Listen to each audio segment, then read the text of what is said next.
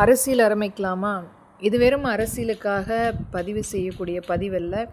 ஏழை எளிய மக்களுடைய இயலாமை, வறுமையை பயன்படுத்தி இன்றைக்கு எவ்வாறு மக்களிடத்தில் இருக்கும் பணங்களை எடுத்து கொண்டிருக்கின்றார்கள், ஒரு முறையாக சம்பளம் வாங்கக்கூடியவர்களுடைய ஒரு நிலையான நிரந்தரமான அவர்களுடைய சேமிப்பை இன்றைக்கு எவ்வாறு ஒரு கார்ப்பரேட் நிறுவனங்கள் திருடி கொண்டிருக்கிறது என்பதை முழுமையாக இன்றைக்கு நாம் பதிவு செய்து கொண்டிருக்கின்றோம். ஒவ்வொரு வங்கிகளிலும் மற்றும் ஆயுள் காப்பீடு நிறுவனங்களிலும் மற்றும் பங்கு சந்தைகள் இன்றைக்கு நிறுவனங்களாக அமைக்கப்பட்டு ஒரு மிகப்பெரிய ஒரு ஆளுமை சக்தியாக இன்றைக்கு நம்மளுடைய மக்களிடத்தில் இருக்கும் பணங்களை சிறிது சிறிதாக எடுத்து கொண்டிருக்கின்றார்கள். மக்களுக்கே தெரியாமல் மக்கள் இன்றைக்கு ஒரு மூல செலவை செய்யப்பட்ட மிகப்பெரிய இன்றைக்கு தங்களுடைய அந்த சேமிப்பை இழந்து கொண்டிருக்கின்றார்கள்.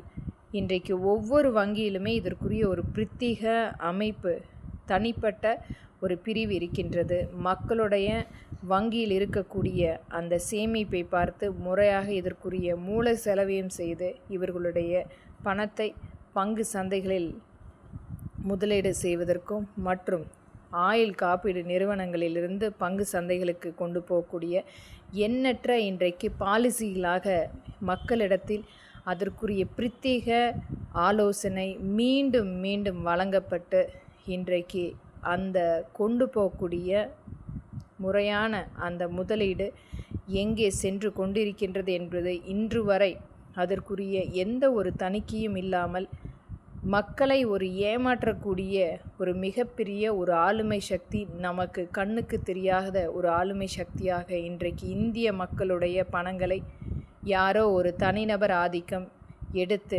மிகப்பெரிய ஒரு ஆளுமையாக இன்றைக்கு மிகப்பெரிய சாம்ராஜ்யத்தை உருவாக்கி கொண்டிருக்கின்றது.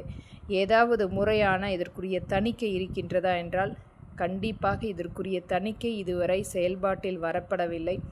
மக்களுடைய இன்றைக்கு இவர்கள் கூறக்கூடிய அனைத்துமே ஒரு பொய்யான ஒரு மாய பிம்பமாக மக்களுக்கு கொடுக்கக்கூடிய அந்த மெச்சூரிட்டி என்று சொல்லக்கூடிய அதில் அனைத்திலுமே இவர்கள் ஆடக்கூடிய சூதாட்டம், இதை அனைத்துமே இதற்கு மறைமுகமாக இவர்கள் இன்றைக்கு ஒவ்வொரு இடத்திலுமே இது ஒரு கேம்பிளிங் பிஸ்னஸாக, சூதாட்டமாக இன்றைக்கு இயங்கி கொண்டிருக்கிறது. அரசாங்கமும் அதற்கு முழு அங்கீகாரம் கொடுத்து நம்மளுடைய மக்களிடத்தில் இருக்கக்கூடிய பணத்தை, அதிலும் வங்கியில் இருக்கக்கூடிய பணத்தை இன்றைக்கு இவர்கள் ஆலோசனைப்படி நாம் ஒரு ஆயுள் காப்பீடு நிறுவனங்களில் முதலீடு செய்வதால் இந்த ஆயுள் காப்பீடு நிறுவனங்கள் எண்ணற்ற பங்கு சந்தைகளில் கொண்டு போய் சேர்ப்பதாக மக்களிடத்தில் எண்ணற்ற பொய்களை கூறி மக்களிடத்தில் இருக்கும் பணங்களை இன்றைக்கு முழுமையாக கரைத்து கொண்டிருக்கின்றார்கள்.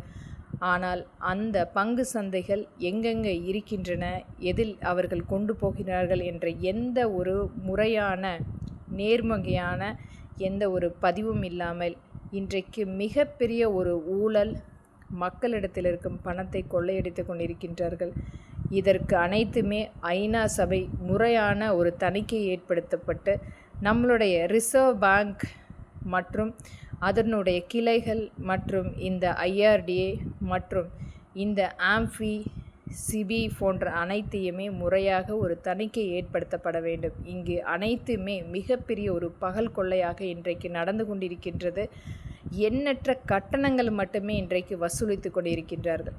ஒரு பாலிசி எடுக்க வேண்டும் என்றால் 45% மக்களிடத்தில் இருக்கும் அந்த முதல் அவர்கள் கொடுக்கக்கூடிய அந்த பணத்திலிருந்து குறைந்தது 2-3 வருடங்கள் அவர்கள் அதிகபட்சமாக 45% அவர்களுடைய முதலீட்டிலிருந்து கொடுக்கப்பட்டு கொண்டிருக்கின்றன, எடுக்கப்பட்டு கொண்டிருக்கின்றன. ஆனால் இதை அனைத்துமே அந்த வங்கிகளும் மற்றும் அந்த ஆயுள் காப்பீடு நிறுவனம் மற்றும் பங்கு சந்தைகள் அனைவருமே மறைக்கப்பட்ட உண்மையாக திகழ்ந்து கொண்டிருக்கிறது.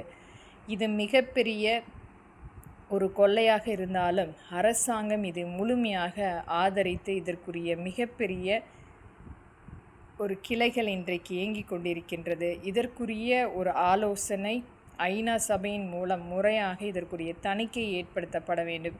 இன்றைக்கு ஏதாவது நாம் பங்குகள் வாங்க வேண்டும் என்றால் அது ஒரு மிகப்பெரிய ஒரு சூதாட்டமாக இன்றைக்கு நாம் எவ்வளவு பணத்தை இழந்து கொண்டிருக்கின்றோம்.